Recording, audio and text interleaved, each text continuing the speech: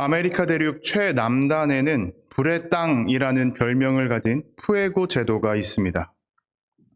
이곳의 기온은 참 척박합니다. 겨울 평균 온도는 0도이고 한여름에도 평균 온도가 10도밖에 되지 않습니다. 1년 내내 초겨울 날씨가 지속되는 곳이 바로 이 푸에고 제도입니다.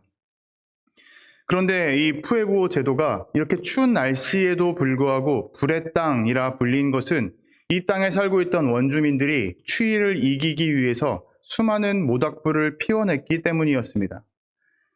제도 전체에 연기가 피어오르고 불이 피어나는 모습을 보면서 이 땅을 찾아온 유럽 사람들이 불의 땅이라고 얘기했던 것이죠.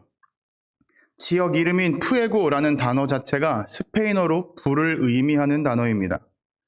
이러한 푸에고 땅에 1851년 복음이 들어간 것을 소망하던 수많은 사람들이 선교사를 보냈습니다. 그 선교사 중에 한 명이 바로 앨런 프랜시스 가드너라는 사람이었습니다. 영국에서 여러 사람들의 선교사들과 함께 출발했던 이 배는 오랜 항해 끝에 푸에고 제도에 도착하기를 앞두었습니다. 저 멀리 푸에고 제도의 땅이 보이고 있는데 그만 풍랑을 만나게 되고 말죠.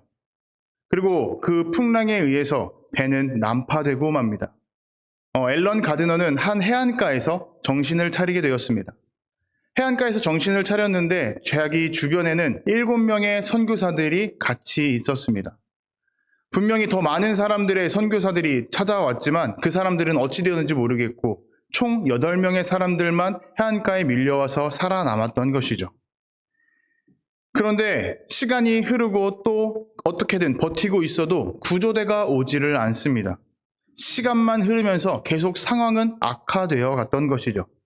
식량은 이미 난파되면서 다 흐트러지고 사라져서 아무것도 없었습니다. 가져왔던 식수는 바닷물이 새들어가서 마실 수가 없게 되었습니다. 조난당했던 그 섬을 둘러보았는데 너무나도 작아서 생수가 솟아나는 곳이 아무 데도 없었습니다.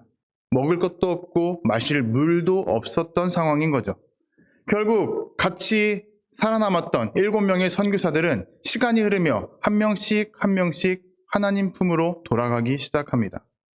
처음에는 젊은 선교사가 고열 때문에 쓰러져서 숨을 거두었고 또 시간이 지나자 항상 기도하며 자리를 지키던 선교사가 하나님께 돌아가게 되었습니다.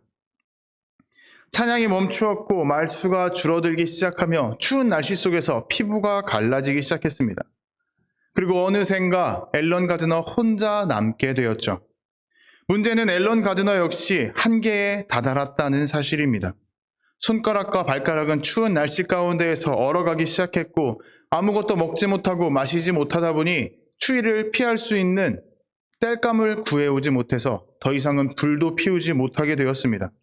그렇게 추위 속에서 마지막을 준비하며 항상 품에 지니고 있었던 그 가죽 일기장을 꺼냈습니다.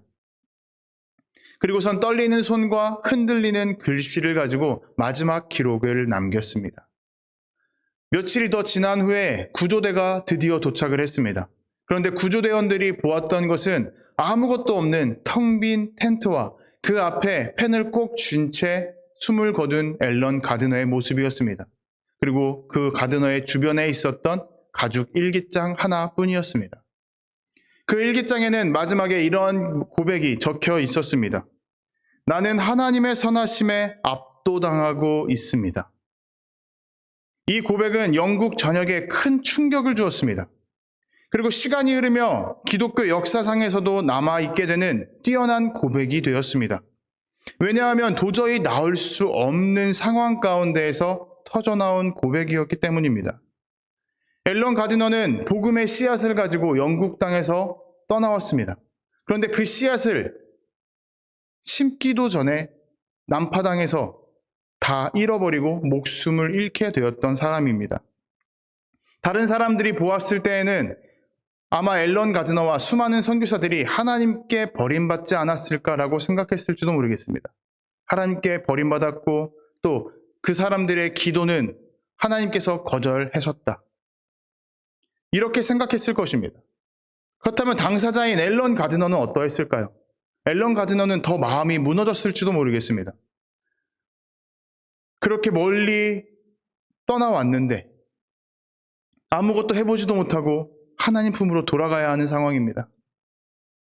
자신의 가족들은 자기만 기다리고 있는데 그 가족들을 내버려 두고 가야 됩니다. 함께 떠나왔던 선교사들도 한 명씩 목숨을 잃어가며 나 혼자만 남게 되었습니다. 이러한 상황 가운데에서 앨런 가드너는 어떠한 마음을 품었을까요? 그런데 앨런 가드너는 그렇게 모든 것이 사라지고 모든 것이 무너지는 그 상황 가운데에서 감사도 아니었고 위로도 아니었고 압도당했다고 고백합니다. 압도는 감당하기 힘들 정도로 많거나 혹은 강한 것에 휩싸이는 것을 이야기합니다. 옴짝달싹 못하는 상황을 바로 압도당했다고 우리는 표현하죠. 앨런 가드너는 지금 죽음이 가까이 다가오고 있음에도 불구하고 주체할 수 없을 정도로 그 가슴이 기쁨으로 가득 찼으며 설명되지 않는 그 평안함을 느꼈다고 합니다. 그리고 그 모든 이유가 바로 하나님의 선하심이었다. 그 선하심 안에서 나는 아무것도 못할 만큼 압도당했다라고 고백하고 있습니다. 앨런 가드너의 이야기와 마지막 고백을 읽고 저는 제 안에서 무엇보다 가장 먼저 떠올랐던 것은 감탄이 아니었습니다. 나도 이러한 삶을 살아보고 싶다 혹은 살아봐야겠다라는 결단도 아니었습니다. 무거운 침묵이었습니다. 도저히 입이 열리지 않았습니다. 그리고 이러한 질문이 제 마음속에서 떠올랐습니다. 나는 이러한 상황 가운데에서 과연 똑같이 고백할 수 있을까? 과연 나는 하나님의 선하심에 압도되어 본 경험이 있을까? 아마 저뿐만이 아니라 수많은 사람들이 이러한 질문 앞에서 고개를 절레절레 흔들 것입니다.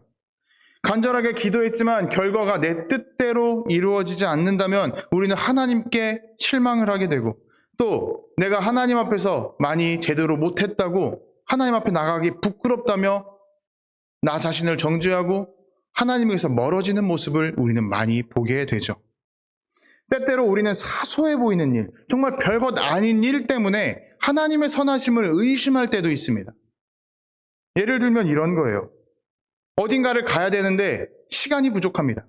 꼭 그럴 때 길이 정말 많이 막힙니다. 그리고 우산은 없이 나왔는데 항상 그럴 때 갑작스럽게 비가 내리기 시작해요.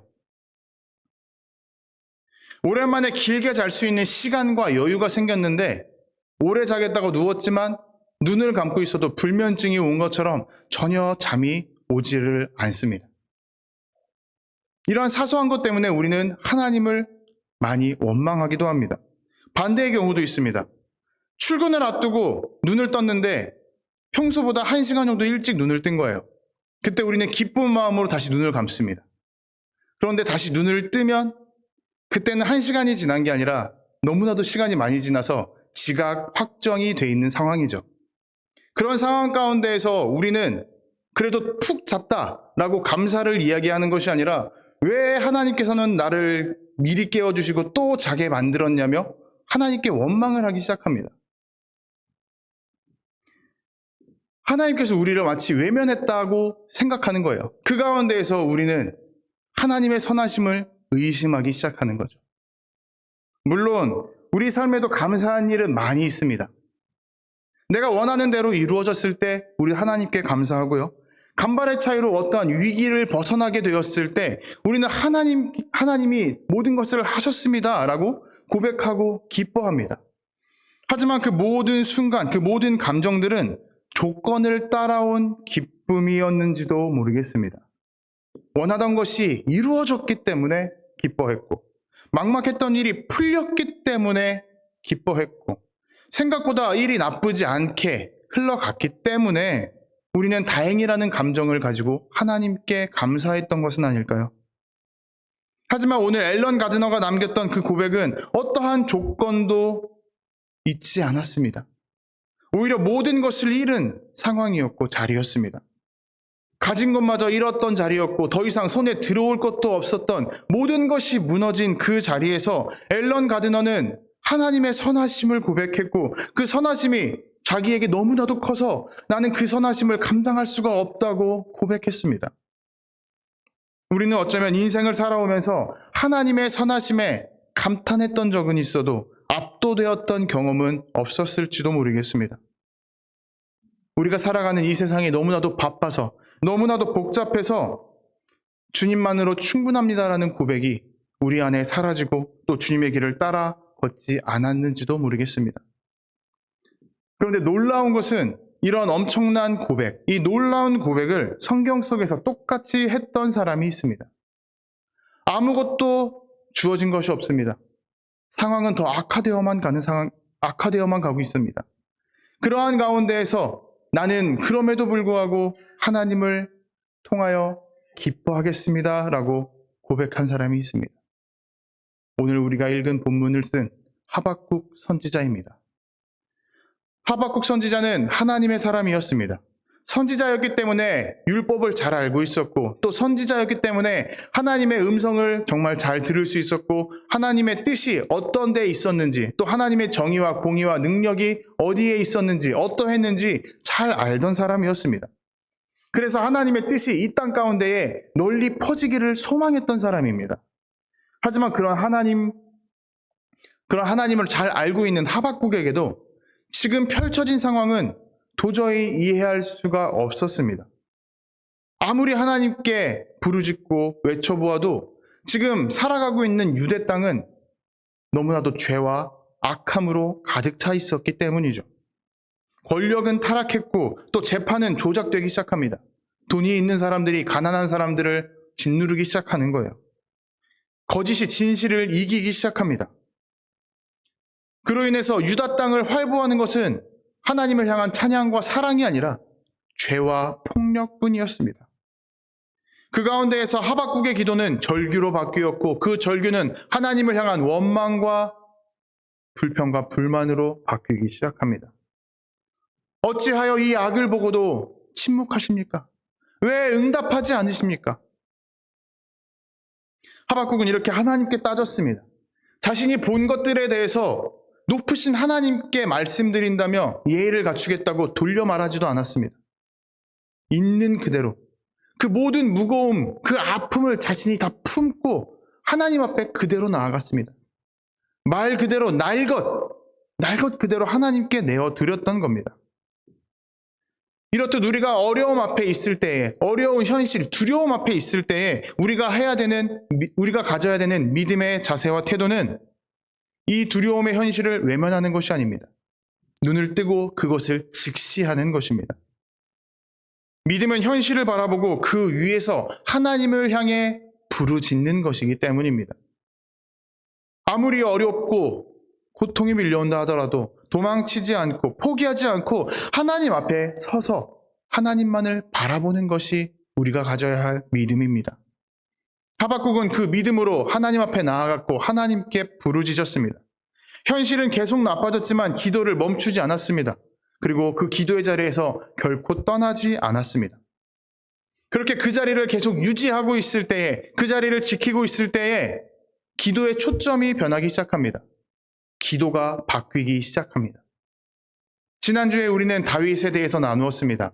다윗이 광야 가운데에 도망치고 있었습니다. 사울왕의 시기와 질투 때문에, 그리고 또 자신을 따르던 수많은 사람들의 배신 때문에 어떻게든 광야를 떠돌았고 또 미친 척을 하면서 목숨을 부지해야 했던 상황을 나누었습니다. 그런데 그 가운데에서 다윗은 하나님을 찬양했습니다. 나의 소망이고 반석이고 구원이라며 하나님을 찬양했고, 하나님은 능력의 하나님이시고 정의의 하나님이시고 사랑의 하나님이라고 하나님을 높였습니다. 그 이유는 다윗 안에 있던 문장의 주어가 바뀌었기 때문이었습니다. 상황이 나를 아프게 만듭니다가 아니라 주님이 나의 소망입니다. 주님이 나의 구원입니다. 주님이 나의 반석입니다. 다윗의 입에서 나오는 그 고백이 하나님으로 바뀌었다는 것이죠. 이 똑같은 상황이 하박국에게도 똑같이 이루어졌습니다. 그래서 하박국은 어두운 유다 땅을 바라본 것이 아니라 하나님의 성품을 바라보았고 하나님의 그 은혜를 붙들기 시작합니다.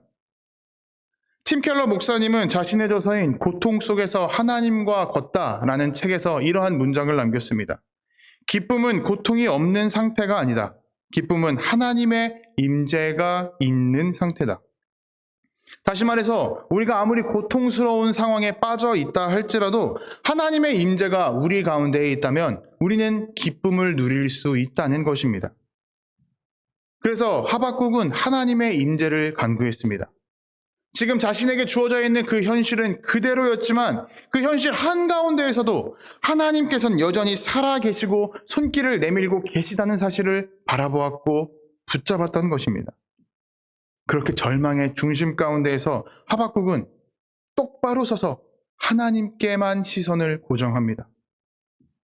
그리고 그 고백의 주어가 바뀌기 시작합니다. 이렇게 될 수 있었던 이유는 현실을 외면하지 않았던 정직한 기도에서 비롯되었다는 사실입니다. 물론 기도는 했지만 상황이 드라마틱하게 바뀌지 않았습니다. 아무리 하나님께 따지고 부르짖었다 할지라도 악한 사람들은 여전히 자신의 이득을 위해서 권력을 휘둘렀고 가난한 사람들은 그 휘두름에 치여서 계속 땅바닥을 기어 다녀야만 했습니다. 이 땅 가운데 고통은 여전했고 하나님은 계속 침묵하셨던 거죠. 그런데 하박국은 아무것도 해결되지 않는 그 자리, 그 절망의 자리 한가운데에서 정말 역설적인 고백을 하기 시작합니다. 가장 먼저 하박국은 이렇게 고백합니다. 비록 무화과 나무가 무성하지 못하며 포도나무에 열매가 없으며 감람나무에 소출이 없으며 밭에 먹을 것이 없으며 우리의 양이 없고 외양간에 소가 없을지라도 지금 하박국은 삶에 있어서 가장 혹독한 상황들을 제시하고 있습니다. 나열하고 있는 거예요.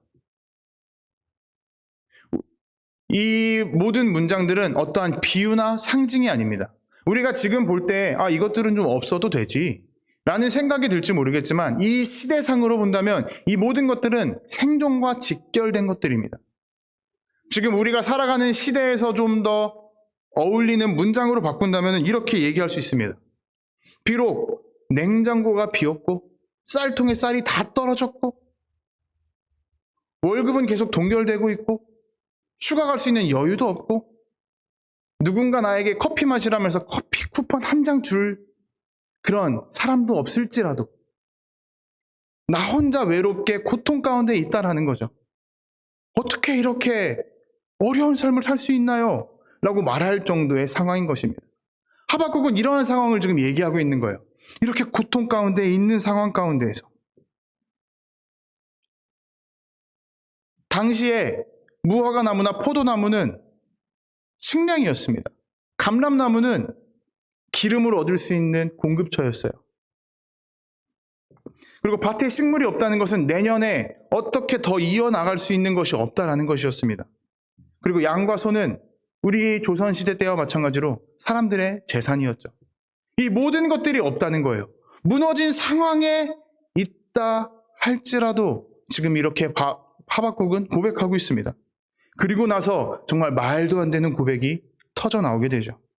나는 여호와로 말미암아 즐거워하며 나의 구원의 하나님으로 말미암아 기뻐하리로다. 우리말 성경으로 본다면 그냥 평범한 문장이지만 이 문장을 킹 제임스 버전 영어 성경으로 보면 이렇게 시작합니다. Yet I will rejoice in the Lord. 우리가 여기서 주목해야 될 것은 yet이라는 단어입니다. 이 yet이라는 단어는 우리말로 해석하면 그럼에도 불구하고 라고 할 수 있습니다. 지금 하박국이 말하는 기쁨, 즐거움은 상황이 좋아졌기 때문에 나오는 것이 아니라 상황이 지금 밝은 곳으로, 더 높은 곳으로 모든 것이 해결됐기 때문에 나오는 것이 아니라 아무것도 없음에도 불구하고 하나님만 있음으로 인해서 나오는 반응입니다. 기뻐할 이유가 전혀 없지만 그럼에도 불구하고 하나님이 계시니까 나는 기뻐하겠습니다 라고 선언하고 있는 것이죠. 좀 다르게 이야기한다면 어려운 상황 가운데에서 하박국은 지금 기쁨을 선택하고 있는 것입니다. 기쁨을 선택한다. 제가 신학을 하기 전에 연구소에서 이제 신학을 하겠다고 사직서를 제출했습니다. 그때 이제 퇴산날이 얼마 남지 않았을 때 저를 이뻐해 주시던, 또 많이 챙겨주시던 이사님이 저를 따로 부르시더니 차 한 잔을 주시면서 막 이런저런 얘기를 하시다가 조언을 하나 해주셨어요. 달령아, 네가 앞으로 어딜 가든 이거 하나만 명심해. 아마 교회에서도 똑같을 거야.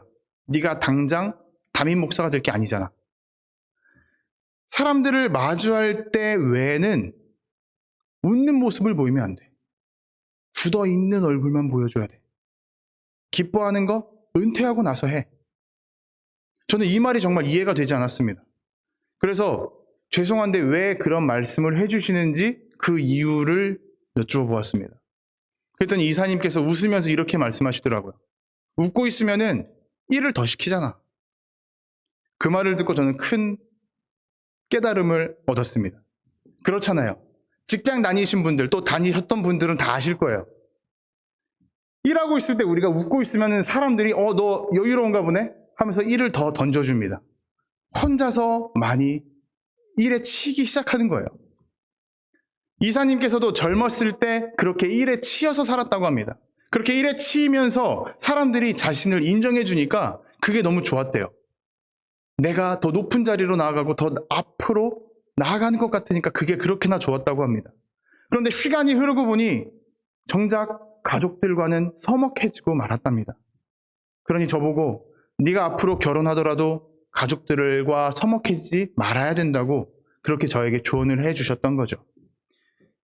오늘 말씀에 비추어 보면 이 조언이 저에게는 이렇게 들려옵니다. 비록 일터에서는 인정받지 못한다고 느껴질지라도 가족을 선택함으로 기쁨을 누려라. 이렇듯 기쁨은 가만히 있는다고 해서 시간이 흘렀을 때, 무언가 상황이 좋아졌을 때 찾아오는 게 아닙니다. 지금 오늘 내가 선택하는 것입니다. 믿음의 사람으로서 기쁨은 지금 흔들리는 배 위에 있다 할지라도 하나님께서는 여전히 나와 함께 계시고 이 흔들리는 배를 운전하시고 조종하시는 것이 하나님이시기 때문에 나는 평안함을 선택하고 기쁨을 선택한다고 말할 수 있는 고백인 것이죠. 오늘 우리가 살아가는 시대는 또 이렇게 이야기합니다. 이 고비만 지나가면은 우리가 웃을 수 있을 것 같아. 이 비바람만 벗어나면은 평안이 찾아오지 않을까? 그러면서 어떻게든 앞으로 계속 나아가려고 합니다. 지금 내가 선택할 수 있는 기쁨이 있다 할지라도 그것은 내팽개쳐 버리는 거예요.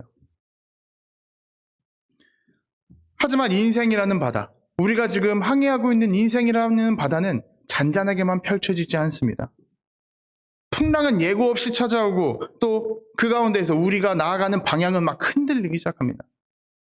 안개가 짙게 끼면은 어디로 나아가야 될지 전혀 알 수가 없는 상황인 거예요.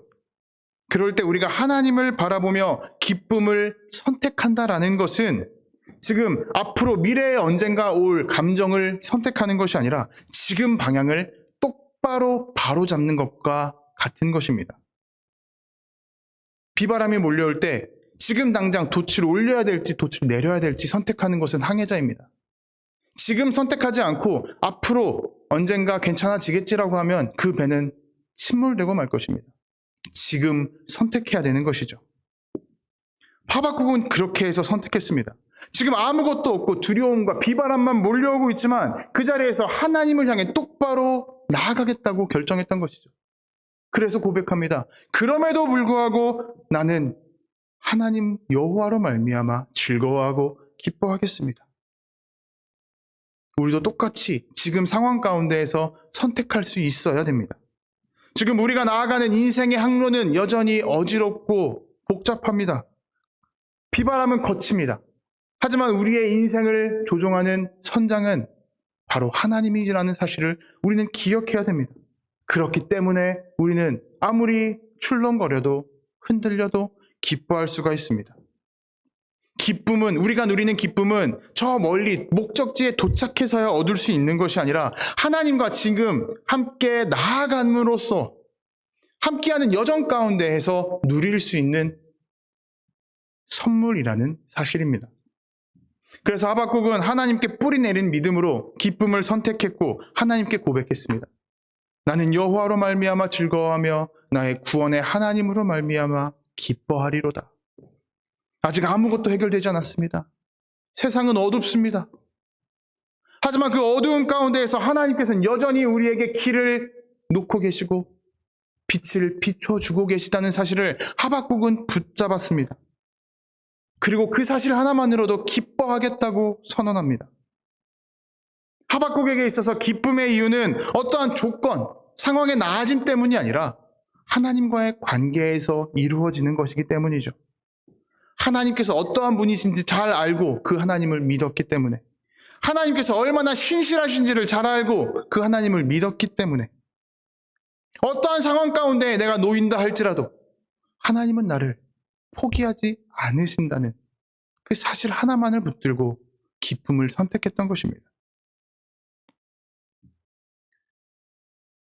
그렇게 하나님께서 나와 동행하신다는 것, 내 옆에 계시다는 것, 앞에서 나를 이끌어주고 뒤에서 나를 밀어주신다는 것, 이 사실 하나만 가지고도 내가 기뻐할 이유가 충분하다고 고백하고 있습니다.